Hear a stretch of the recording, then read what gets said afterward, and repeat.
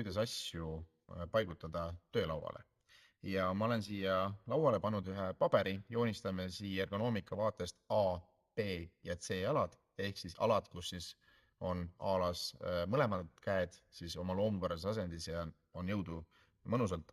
B-alad siis kas siis parema käe nii-öelda jõualad või C-alad, kus me saame ühiselt mõlema käega opereerida, aga mis ei ole võib-olla siis nii-öelda kõige ergonoomilisemad igaks hetkeks. Ehk siis, kui me võtame A-ala parem käsi, joonistame siia sellise mõnusa parema käe ala, võtame vasaku käe, joonistame siia sellise vasaku käe ala ja põhimõtteliselt siis see ühine ala võime siis öelda, et see on siis meie A-ala.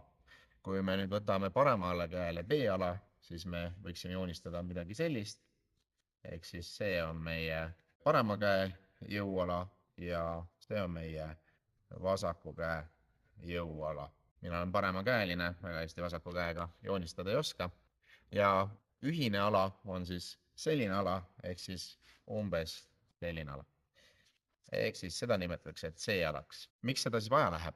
Seda vaatame juba järgmises videos, aga soovitus, pange A-alasse need asjad, mida kasutate kogu aeg, B-alasse need asjad siis, mida kasutate kas parema käega või vasaku käega, ja C-alasse siis need asjad, mida kogu aeg vaja ei ole, aga aeg-ajalt on vaja siis nende järele ulatada.